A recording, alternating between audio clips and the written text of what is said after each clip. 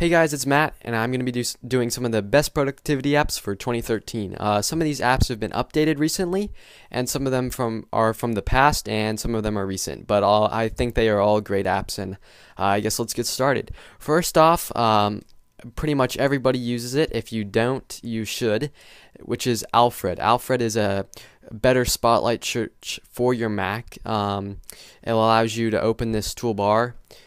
You can use a command on your keyboard. You can open the app like I did, but it allows you to search through your entire computer, contacts, email, applications, open applications, look through documents, and that's something really neat. So it's basically the spotlight search. It also has some sweet features where you can change the theme, extensions, hotkeys, and you can buy some power. You can buy the power pack, which is helps you search through more information faster, and just as a general upgrade. I use the free version just because I think it works fine, but I've been using this for a long time and definitely would recommend it for a productivity / utility sort of app. The next app is App Zapper, and App Zapper is a utility app more than a productivity, but I put it into the productivity section because I think it's a really great time saver and really does the Mac well. It's going to come in at $15, I believe. I believe that's what I bought it for. And basically, it's a great uninstaller app. So if you have something you don't want anymore, you can simply drag an app in.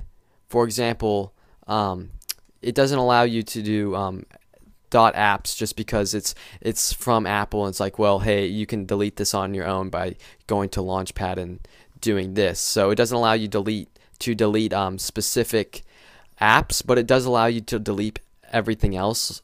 So for example, let's say I want to go into App Zapper and I want to delete my I don't know, let's go through here. I want to delete Adobe After Effects. I can zap that. It shows you how much it is, and it will completely wipe out Adobe After Effects, every file, and does everything perfectly. I can do that for anything. For example, I want to delete Reflector. I can delete Reflector. I want to delete Skype. I can do that.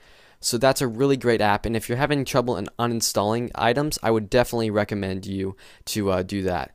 The next is Evernote, and basically everyone that I know uses Evernote. And Evernote's a great application. It was recently updated to like the second version of Evernote, and it got a huge new upgrade, and looks really sweet, and it allows you to sync everything, and it's just got a whole new interface. I use Evernote every now and then. I like it to sync stuff.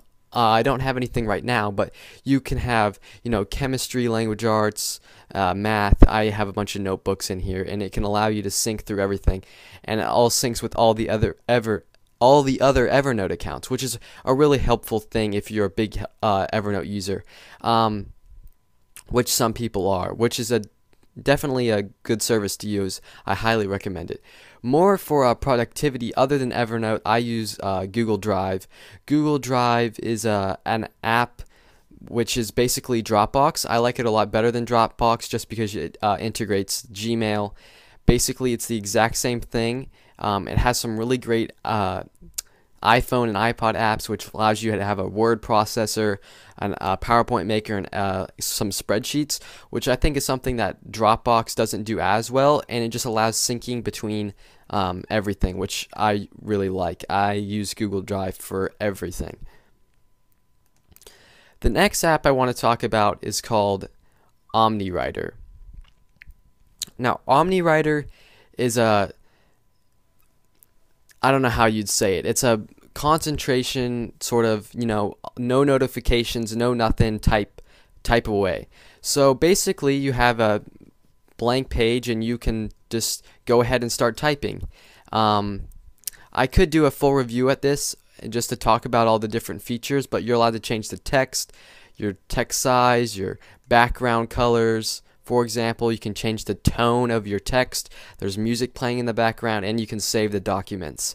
Unfortunately, there's no spelling check or grammar, but you could always copy and paste it into a word processor or for anything really. It's pretty cool. It allows you to resize everything and just does a really nice, sleek way of doing a word processor, which has really been popular lately. A couple other ones are IA Writer, and there's a bunch that are coming out in the market like this. Another great app is Pocket, mostly compared to Instapaper. I personally like Pocket just because the application's sleeker to me. I like it.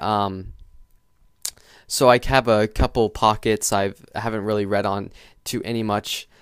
So I have a couple blogs in here, a couple places where I write stuff. Anyways, that's a really great app, and I suggest you check it out. This is free also. And I forgot to mention, OmniWriter is going to come in at $1.99, I believe. Google Drive's free, Evernote's free, AppZapper is $15, Alfred is free unless you want to buy the additional upgrade. The next app is Wunderlist. Wunderlist has been out for a very long time, but has recently been upgraded to Wunderlist 2. Wunderlist 2 allows full screen at syncing across all iOS devices, iPad, iPhone, Mac. It allows you to create a bunch of different tasks, and it also allows you to create like timers. You can add lists, and you can also invite friends to collaborate with. So let's say you're working on a project with someone, and you can make a bunch of tasks together, and you can collaborate and easily search through them like it says here. And another great feature is the added Facebook integration. They also have you some notifications, which is, like I said, gives you a notification across all of your devices. Anyways, thank you so much for watching. This was my first video. I hope you enjoyed it.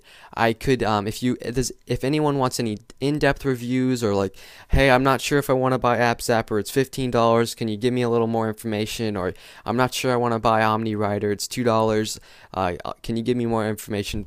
Of course, I will give any extra information possible. Just send me a comment below, or send me a message, and I will happily make another video. Upcoming next is the iPad productivity apps, which I feel is a little bit more, fit for my personal needs, as I'm more out and about with my iPad than I am with my Mac. So that should be a bit more better of a video. And yeah, thanks a lot, guys. This was my first video, like I said. Any feedback, comments would be greatly appreciated. Thanks again.